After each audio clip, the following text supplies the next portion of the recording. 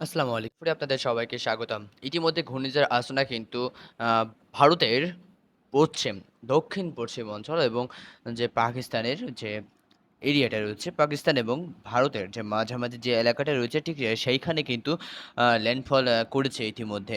তো ল্যান্ডফল করার ফলাফলে কিন্তু সেখানে প্রচুর পরিমাণে ক্ষয়ক্ষতি হয়েছে। এটা কিন্তু নিম্নচাপ থেকে গভীর নিম্নচাপ থেকে ঘূর্ণিঝড়ে পরিণত হয়েই কিন্তু এটা ল্যান্ডফল করেছে এবং প্রচুর পরিমাণে কিন্তু সেখানে ক্ষয়ক্ষতি আপনারা দেখতে পাচ্ছেন যে এখানে কিন্তু আ যে পরিমাণ জলীয় বাষ্প সৃষ্টি হয়েছে এবং সেখানে আবহাওয়াটা এতটাই খারাপ হয়েছে যে সেখানে কিন্তু বৃষ্টিপাত চলমান রয়েছে।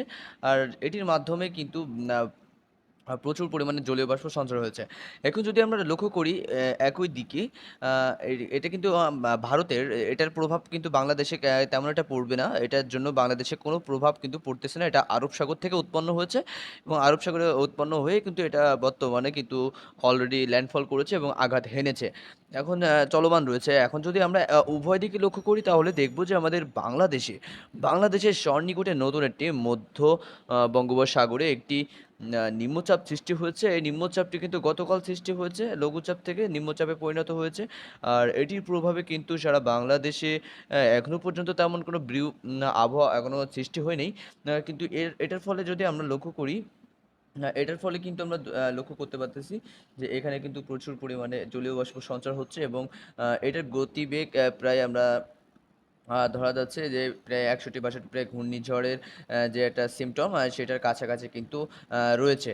এটির গতিপথ হিসাবে যদি আমরা লক্ষ্য করি তাহলে দেখব যে ভারতের উড়িষ্যা উপকূলে বা ভুবনেশ্বর যে এই এলাকাগুলোতে কিন্তু এর প্রধানত প্রাথমিকভাবে ধারণা করা যাচ্ছে এটি আক্রমণাত্মকভাবে আঘাত হানতে পারে।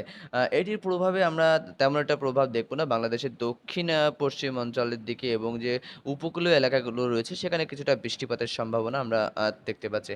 এখন যদি আমরা দেখি যে মেঘের অবস্থান যদি আমরা লক্ষ্য করি তাহলে আমরা দেখব আ এটির প্রভাবে কিন্তু বাংলাদেশে তেমন কোনো এখনো পর্যন্ত প্রভাব পড়ে নাই।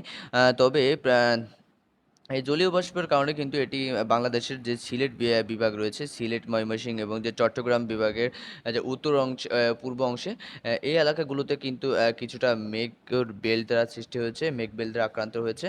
এটির প্রভাবে কিন্তু এখনো পর্যন্ত বাংলাদেশে কোনো বৃষ্টিপাতের সম্ভাবনা হয় নাই। কিন্তু এটির প্রভাবে কিছুটা বৃষ্টিপাত হলেও হতে পারে। যদি আমরা এখানে দেখানোর চেষ্টা করি যে এখানে বৃষ্টিপাতের কতটুকু সম্ভাবনা রয়েছে।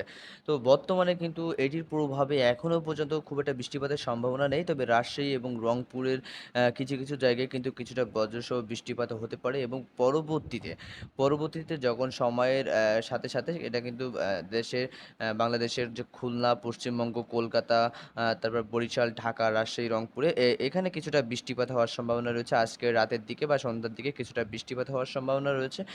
তারপরে পরবর্তীতে আমরা দেখতে পাচ্ছি যে চট্টগ্রাম তারপর সিলেট এখানে কিন্তু বৃষ্টিপাতের সম্ভাবনা সবথেকে বেশি থাকতেছে। আর এটির প্রভাবে দেখেন যে রাজশাহী, রংপুরে কিন্তু আগামীকাল থেকে কিছুটা বৃষ্টিপাতের সম্ভাবনা রয়েছে। বজ্রসহ বৃষ্টিপাত আমরা লক্ষ্য করছি এবং সিলেট বিভাগের উপর দিয়েও আগামীকাল কিছুটা বৃষ্টিপাতের সম্ভাবনা আমরা লক্ষ্য করতেছি। তো এটির সরাসরি কোনো প্রভাব কিন্তু বাংলাদেশে পড়তেছে না। জলীয় বাষ্পের হওয়ার কারণে কিন্তু এটি বাংলাদেশে প্রবেশ করতেছে। যেটির দক্ষিণ দিক থেকে উত্তর-পূর্ব দিকে অগ্রসর হচ্ছে। যার কারণে কিন্তু আ উম আ জলীয় বাষ্প সেখানে সঞ্চার হচ্ছে এবং বৃষ্টিপাতের সম্ভাবনা পাওয়া যাচ্ছে।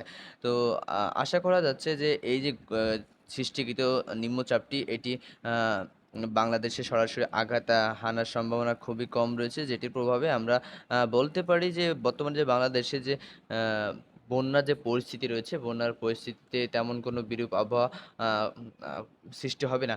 কিন্তু এটির প্রভাবে আরেকটা সমস্যা হতে পারে সেটা হচ্ছে জলোচ্ছ্বাস যদি কাছাকাছি চলে আসে, যদি বাংলাদেশের খুব কাছাকাছি নিম্নচাপটা আঘাত হানে বা কেন্দ্রের খুব কাছাকাছি থাকে, মংলা বন্দর থেকে যদি খুব কাছাকাছি কিংবা চট্টগ্রাম বন্দর থেকে খুব কাছাকাছি অবস্থান করে, তখন কিন্তু জলোচ্ছ্বাসের কারণে কিন্তু কিছুটা পানির উচ্চতা কিন্তু বেড়ে যেতে পারে। যার ফলে কিন্তু বন্যার যে পরিস্থিতি সেটা কিন্তু আরো ভয়াবহ হতে পারে। তবে এটা নিয়ে পরবর্তীতে আমি আপডেট আপনাদেরকে জানানোর চেষ্টা করব। তবে এতটুকু আপনাদেরকে ধারণা দিয়ে রাখি যে বর্তমানে কিন্তু এটি নিম্নচাপে পরিণত হয়েছে এবং নিম্নচাপটি বর্তমানে কিন্তু যে ভুবনেশ্বর কিংবা যে উড়িষ্যা উপকূলের তৎসংলগ্ন এলাকায় কিন্তু অবস্থান করতেছে এবং মধ্য বঙ্গোপসাগরেও কিন্তু এখনো অবস্থান করতেছে। তো দেখতে পাচ্ছেন যে এটার প্রভাবে কিছুটা বৃষ্টিপাত সঞ্চার হলেও এই যে আমরা লক্ষ্য করেছি প্রথমে যে ঘূর্ণিঝড় আসনা, এটির প্রভাবে কিন্তু বাংলাদেশে কোনো প্রভাব পড়তেছে না বা কোনো বৃষ্টিপাতের সম্ভাবনা আপাতত নাই। তো মূলত এই ছিল আজকে ভিডিওটা। যদি ভালো লেগে থাকে ভিডিওটা লাইক করবেন, কমেন্ট করবেন এবং বেশি বেশি করে শেয়ার করবেন। ওয়েদার 24 এর সঙ্গে থাকুন এরকম ইন্টারেস্টিং এবং সর্বশেষ আপডেট সবার আগে পাওয়ার জন্য।